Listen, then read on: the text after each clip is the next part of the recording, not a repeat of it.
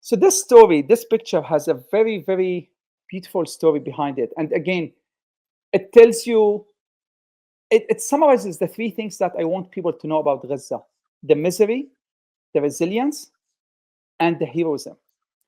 So on my last day in Gaza, on literally when I went back to the European hospital in Rafah in preparation to leave the next morning to Al Qahira, I was walking around and I'm devastated.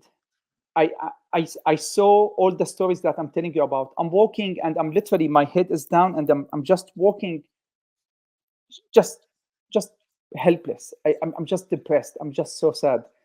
This girl behind me, the one who's exactly behind me, the one with the pink shirt, her name is Maysoon. She saw me and she said, Ammo, ليش زعلان? Why are you sad? And I didn't want to tell her. I was like, Yani, you see what's going on and whatnot, and I feel bad and whatnot. And she said, so are you going to go home and you think of Gaza like this? I was like, of course. Yani, wallahi, yani, all I saw is this misery. Yani, I know what to tell you, but yes, I am sad. I know what to tell you. And she said, well, I don't want that. I don't want you to go to your home country and tell your wife and kids and whatnot that we are depressed people. This doesn't fit me. And she said, I'm going to take a picture of you. And I want you every time of you see this picture to think of me and smile. And then she called her friends. She called them and said, come on, let's take a picture with Ammo because he's so sad. We want to cheer him up. So they gathered. We took a selfie. I forced myself to smile.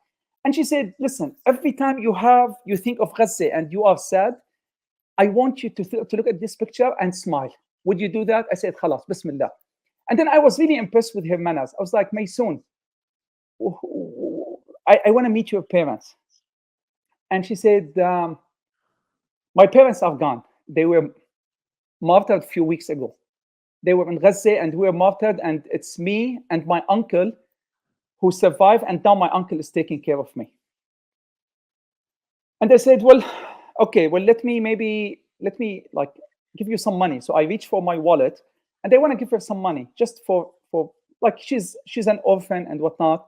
And they want to give money and for her and all the little girls with her. And she said, absolutely not.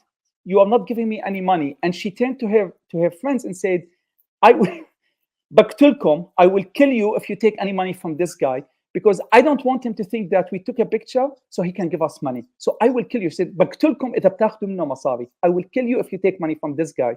So no one took money from me, and she refused. Now at this point, I really want to meet someone from her family. I want to establish a connection with her, so to follow up on her, because I was really impressed by her manners. And they said, listen, my son, I know your parents are martyrs. Take me to your uncle. And she said, why? I said, well, I want to stay in touch with him. Before that, we were talking about her going up to become a doctor. And I was joking with her. I was like, yes, if you become a doctor, I want you to become like me, a vascular surgeon and whatnot. So I said, take me to your uncle. At least I want to stay in touch with him so I can keep in touch with you. And inshallah, when you become a doctor, I want to come and I will maybe mentor you, and maybe you will become a vascular surgeon like me. And she paused for a second and said, no need. And at that time, there was some news about ground invasion into Rafah. At that time, the conversation started about ground invasion. And she said, no need to meet my uncle. I said, why? She said, didn't you hear the news? The Israelis are coming into Rafah any minute now. And most likely, by the time you go back to your home country, most likely I will join my parents. I will be gone.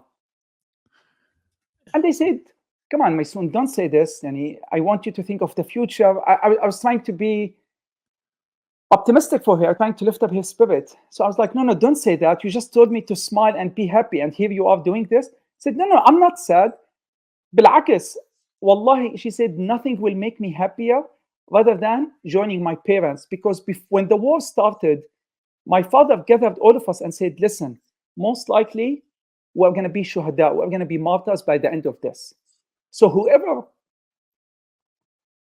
goes first, make dua for the rest to join them and to become shuhada with them. So we're all unite in Jannah, in heaven. So she said, I'm the only one from my direct family. And I know that my parents up there are making dua for me to join them. So I'm not sad. Don't be sad if I'm gone. That's a good thing.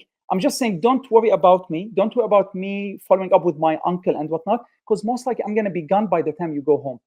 And then she left. And that's it. I know nothing about her.